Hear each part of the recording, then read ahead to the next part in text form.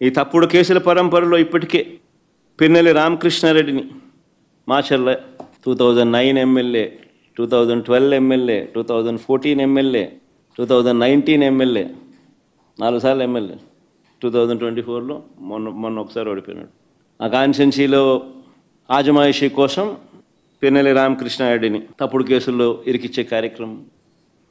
Nandigam సురేష్ను ex-MP దళితుడు 2 సార్లు జైల్లో పెడుతున్నాడు. ఒకసారి జైల్లో పెడితే 4 రోజులు జైల్లో పెడితే సుప్రీంకోర్టు దాకా కూడా పోయినాం. కింద మీద పడి ఎట్లనో తనను విడిపించుకొని వచ్చినాం. బెయిల్ తీసుకొస్తే మళ్ళా అరెస్ట్. ఇప్పుడు మళ్ళా దాదాపుగా 3 వారాల నుంచి జైల్లో ఉన్నాడు. సురేష్ భార్య ఆవిడ మీద కూడా కేసులు. వల్లభనేని వంశీ దాదాపుగా 2 నెలలు దాటింది. ఒక కేసు అయిపోతానే మళ్ళీ ఇంకొక కేసు, ఒక కేసులో బెయిల్ వస్తూనే మళ్ళీ ఇంకొక కేసు. ఇప్పుడు 11 కేసులు అయినట్టున్నాయి.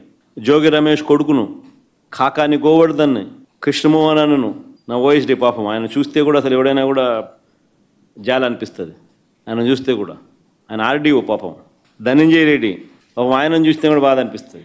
వీళ్ళంతా మచ్చలేని ఆఫీసర్లు వీళ్ళంతా. రాజకేశ్వర రెడ్డి, బాలాజీ, గోవిందప్ప ఇలాంటి వారిని అరెస్ట్ చేసి జైలుకు పంపారు. మా ఎంపీ మిథున్ రెడ్డిని ఎప్పుడెప్పుడు అరెస్ట్ చేయాలని చెప్పి వెంటపడతా ఉన్నారు. మా పెద్దిరెడ్డి రామచంద్రారెడ్డిని చంద్రబాబు నాయుడిని ఎప్పుడో కాలేజ్ టైంలో ఎప్పుడో కొట్టినాడంట ఆయన. ఆ కోపం ఇప్పటికి కూడా ఉంది.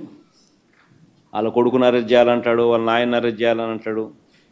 పేరుని నాని బాబు కనపడలే ఈరోజు మామూలుగా ఇప్పుడు ఉంటాడు. ఆయన మీద కూడా తప్పుడు కేసుల మీద తప్పుడు కేసులు. పేరునేని భార్య పాపం జయసుధమ్మ ఆమెను కూడా పాపం.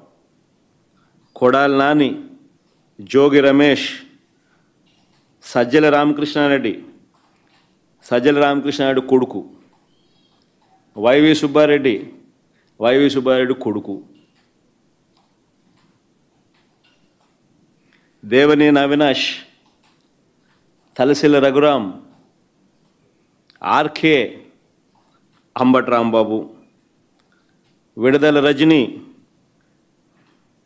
తాటిపర్తి చంద్రశేఖర్ దళిత ఎమ్మెల్యే, బూచేపల్లి శివప్రసాద్, ఉషా చరణ్ బీసీ మహిళా మంత్రి, Topudurthi Prakash, Gorantla Madhav ex MLA, ex MP, Gautam Reddy lawyer ఆయన పాపం విజయవాడలో మీ అందరికీ పరిచయస్తుడు కూడా, మేరుగ నాగార్జున్ ఎక్స్-మినిస్టర్ దళిత ఎక్స్-మినిస్టర్, దాడిశెట్టి రాజా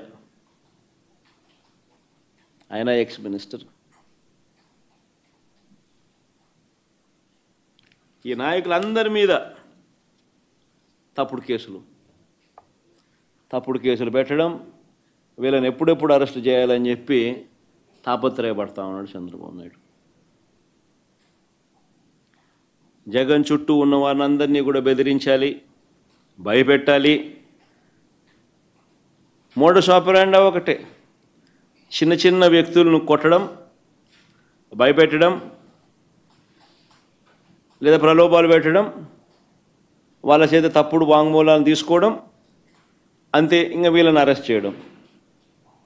మోడస్ ఆపరాండా అన్నిటికీ ఇవే మోడస్ ఆపరాండా.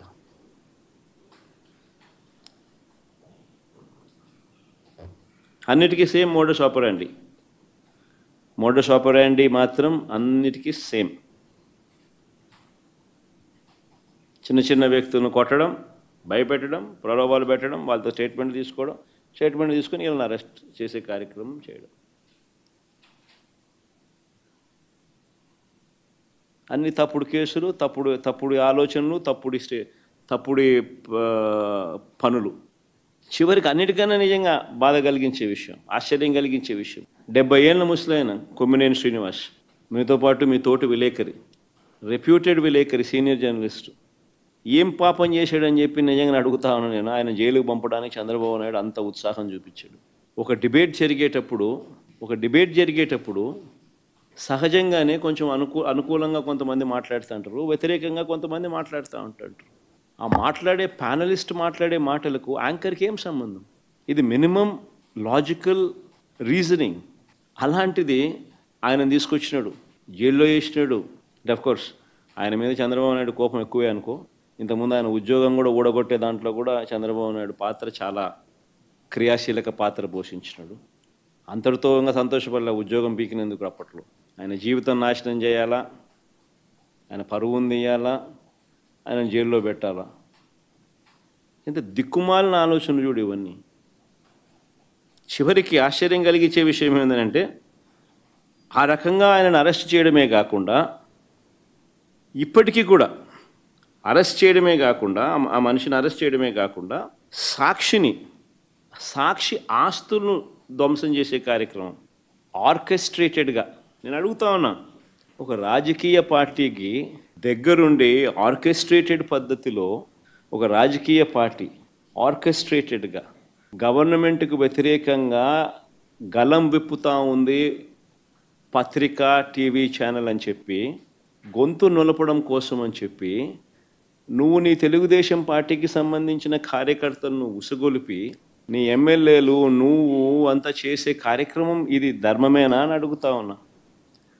చివరికి సుప్రీంకోర్టు ఇదే కొమ్మినేని గారిని మామూలుగా సుప్రీంకోర్టు బెయిల్ అనేది అరెస్ట్ చేసిన వ్యక్తిని సుప్రీంకోర్టు బెయిల్ అనేది ఇవ్వదు. అరెస్ట్ చేసిన వ్యక్తిని సుప్రీంకోర్టు రాజ్యాంగంలోని ఆర్టికల్ 32 కింద విచక్షణ అధికారాన్ని ఉపయోగించి ఇమ్మీడియట్లీ రిలీజ్ చేయమని చెప్పి ఆదేశాలు ఇచ్చింది. ఇదే కొమ్మినేని కొమ్మినేని శ్రీనివాసరావు గారు. అంటే చంద్రబాబు నాయుడు గారు చంప మీద ఇదొక చంప చెల్లు అనిపించినట్టు కాదా? మరి అదే కేసులో సాక్షి కార్యాలయాలన్నీ ఈ మాదిరిగా తెలుగుదేశం పార్టీ కార్యకర్తలందరి చేత ఈ మాదిరిగా దగ్ధం చేస్తే దీనికి గవర్నమెంట్లో ఉన్న చంద్రబాబు నాయుడు బాధ్యుడు కాదా? మన సుప్రీంకోర్టు అక్కడ చేసింది తప్పు, కొమ్మినేని శ్రీనివాస్ని అరెస్ట్ చేసింది తప్పు అని చెప్పి వెంటనే విడుదల చేయమని చెప్పి విచక్షణాధికారాన్ని సుప్రీంకోర్టు ఉపయోగించి ఆర్టికల్ 32 ప్రకారం తనకున్న విచక్షణాధికారాన్ని ఉపయోగించి విడుదల చేయమని చెప్పి ఆదేశాలు ఇచ్చి చంద్రబాబు నాయుడు చంప చెల్లుమనిపించిన సుప్రీంకోర్టు మరి అదే కేసులో సాక్షి కార్యాలయాలను ఇంత దారుణంగా దగ్నం చేస్తూ ఉంటే, మీడియా గొంతు నొక్కే ప్రయత్నం చేస్తూ ఉంటే మరి చంద్రబాబు నాయుడు గారు దీంట్లో దోషి కాదా? ఒక ముఖ్యమంత్రిగా ఉన్న వ్యక్తి చేయాల్సిన పనేనా ఇది? ఇది తప్పుడు సాంప్రదాయం కాదా? రేపొద్దున ఇదే సాంప్రదాయం కొనసాగితే రేపొద్దున ఎవరైనా బతుకుతారా? ఈరోజు సాక్షి, రేపొద్దున ఎన్టీవీ కావచ్చు, రేపొద్దున TV9 విలేకరు కావచ్చు, రేపొద్దున ఇంకొకరు కావచ్చు, బతుకుతారా ఎవరన్నా ఇదే కొనసాగితే? ఇతడు విచ్చలవిడి రౌడీజం కాదా ఇది? అంటే ఆయనకు వ్యతిరేకంగా ఎవరు ప్రజాశక్తి కావచ్చు, ఇంకోడు కావచ్చు, ఆయనకు వ్యతిరేకంగా ఎవడు మాట్లాడినా, ఎవడు రాసినా, ఎవడు చూపించినా రెడ్ బుక్ రాజ్యాంగం కరెక్టేనా ఇది?